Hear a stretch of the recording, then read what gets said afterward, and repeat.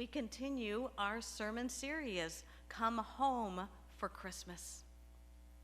Today, on this fourth Sunday of Advent, we are but 6 days from the big day, Christmas Day. The story has been building, and let's face it, we already know it from beginning to end. We know it from Old Testament prophecies to the gospel appearance of angels and miraculous pregnancies. We know it from the journey to Bethlehem, the birth, the angels singing, and the shepherds coming to see the baby lying in a manger, to the wise men journeying from the east. This same story has been told and retold throughout the centuries. It has been sentimentalized, and some would say Disneyfied. The story has produced songs and dramas, movies, and poems. In so many ways, the story defies explanation, and yet we have certainly tried our best to explain it. The story depicts an awe-inspiring act of great love, and it is best met with open-mouthed wonder, the wonder of God. God, who was born in the flesh, just like our flesh. In Jesus, God, all-powerful and all-knowing, became Emmanuel, God with us. This coming and living among us was something that was previously unimaginable. God came and established home among us. And it is God's presence that creates the right atmosphere for profound blessing. Today, we look at and consider the blessed impact of one who came to us, who moved in with us, who picked us up and set us on our feet, who gave us a new spirit for living and thriving. Today, I invite you to enter into and seriously consider what it means that God has found a home within you. And what does that reality that God opens up to each one of us, the experience that is best described by the often used but perhaps not so well understand word that is blessing. So, if home is a place of blessing, and I certainly think it is, then let's begin by considering what that means to you personally. What do you consider to be the blessings of home? Are there a few of you willing to share one thing, a word or two, about a blessing that describes your understanding of home? Anyone? Comfort, good. Love. Strength. All good. Family.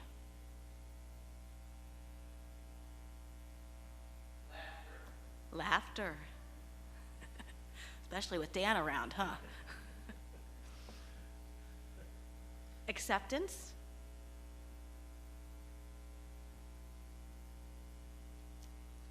How about safety and security?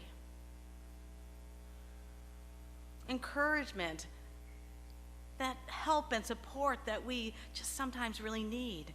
I think all of these things are a blessing. They seem like blessing to me, and I think to you. So what does the word blessing, blessed, actually mean? What does that word, in whatever form or tense it is expressed, mean? Now, as a pastor, I find myself regularly saying something like, God bless you. And probably the most common way that I tend to end my emails and my letter correspondence is with the word blessings. Many of you know that. Whenever I use a form of the word bless, I always do so with the understanding that the experiencing of blessing has something to do with God's grace, God's goodness.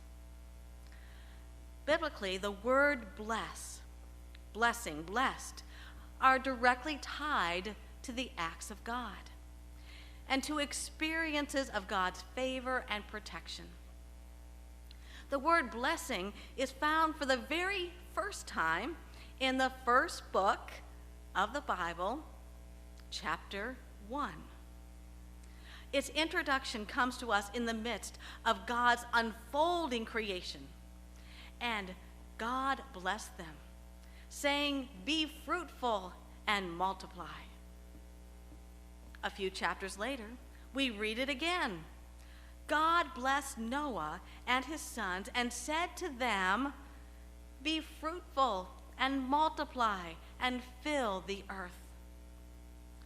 God's blessing, God's favor and protection apparently has something to do with fruitfulness, with multiplication.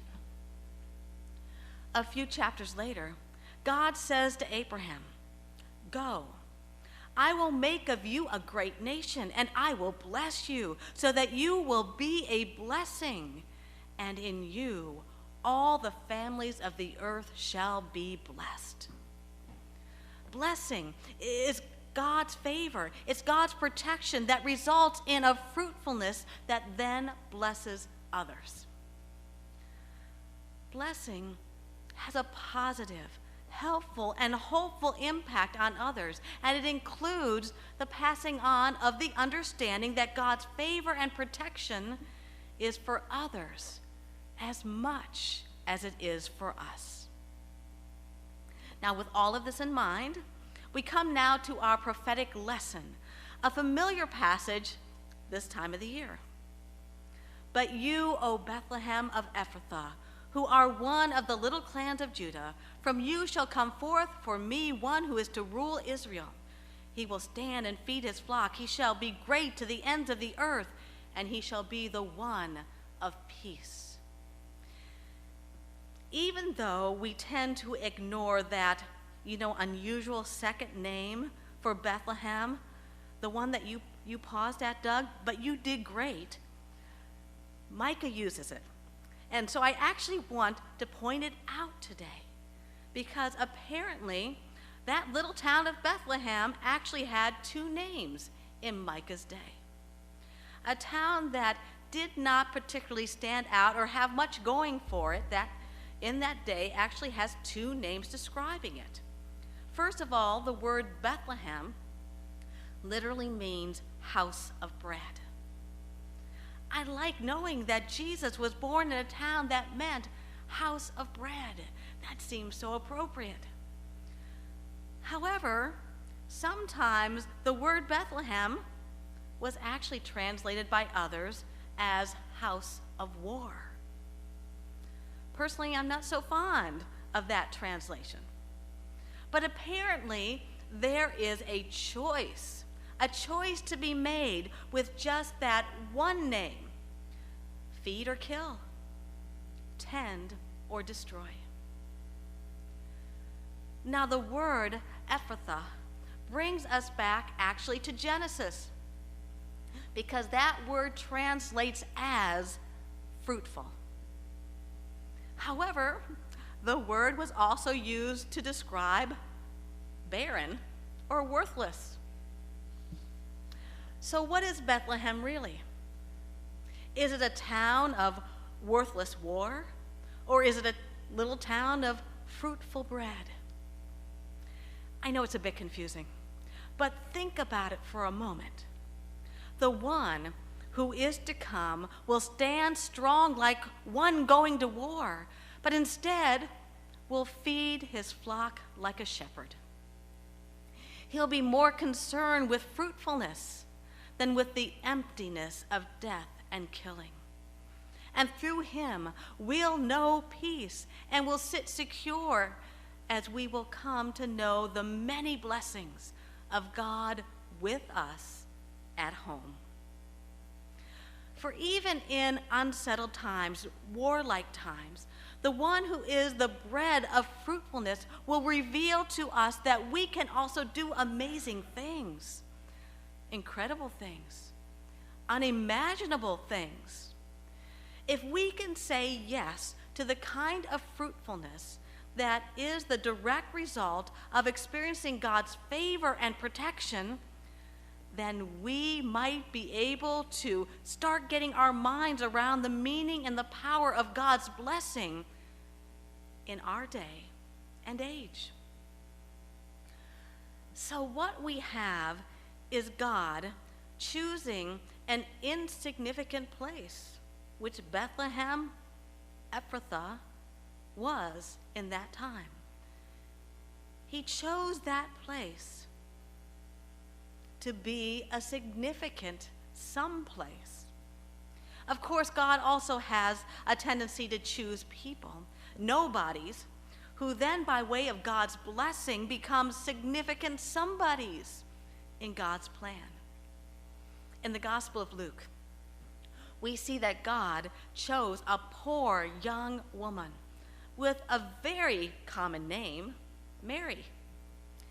It's not at all fancy, like Cleopatra or Jezebel.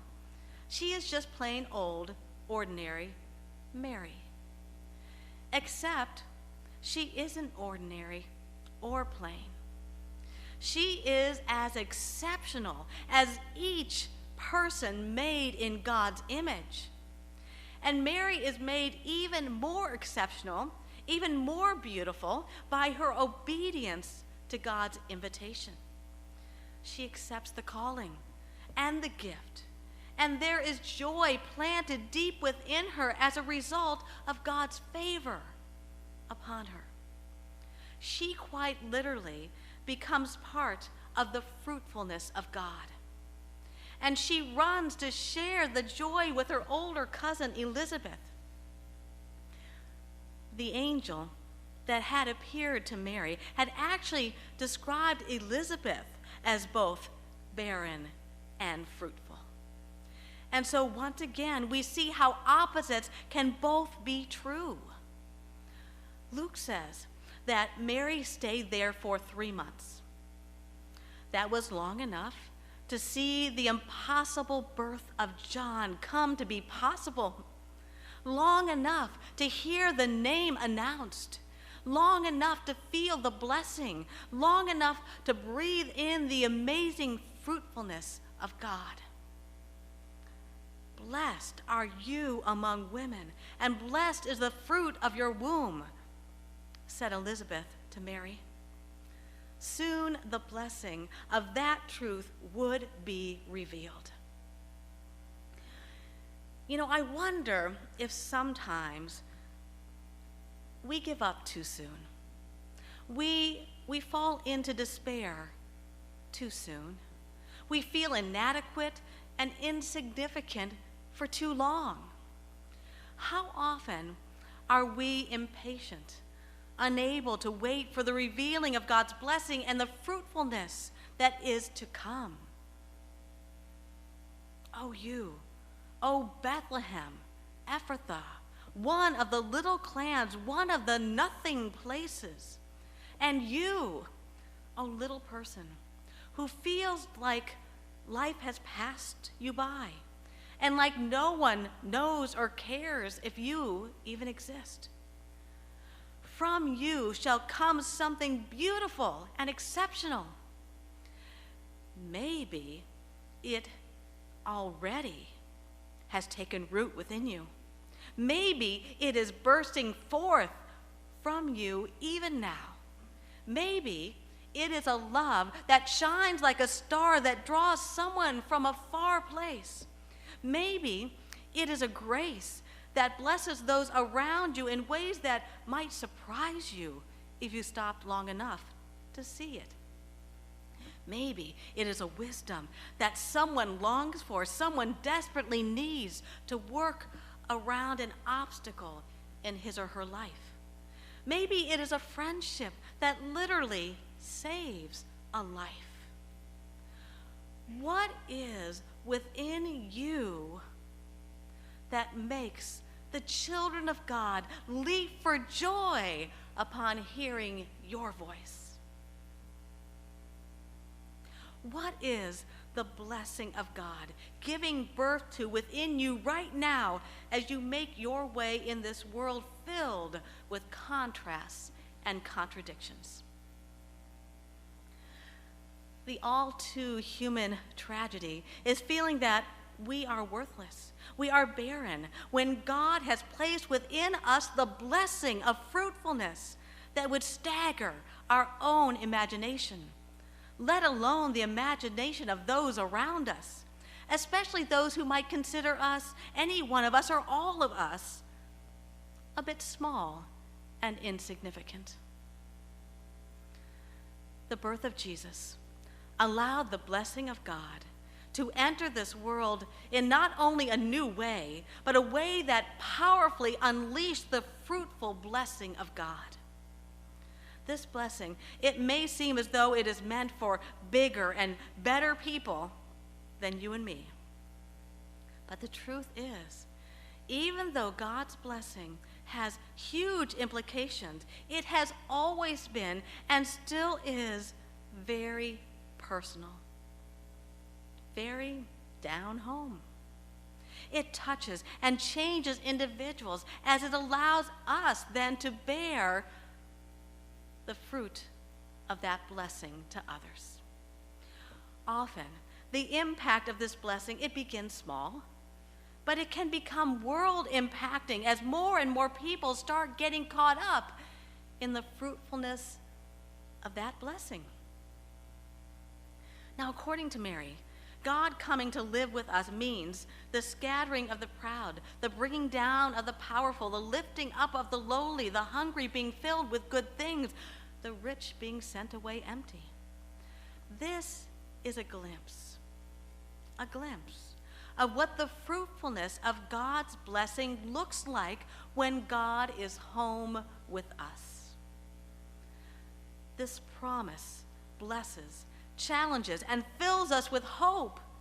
And so I invite you, each one of you, like Mary, to ponder the meaning of God's blessing in your life, in your home, and then allow the fruitfulness of that blessing to move beyond your pondering and home and into the world. As Christmas draws closer, how might you participate in God's intended blessing of lifting up the lowly and filling the hungry with good things? How might you share the love of God with someone for whom that blessing is unknown? We know this blessing of God being at home with us because God chose to physically come to us in Jesus. It is because we know what it means for God to be home with us that we do things like buy, sponsor of family gifts, participate in Habitat for Humanity building projects, volunteer at the Cleveland Food Bank, give money to help those devastated by a tornado. Being that we do have some idea what the coming of a Messiah into our world, our lives, our homes means, let us, each one of us, bear the fruit of hope and peace, of joy and love.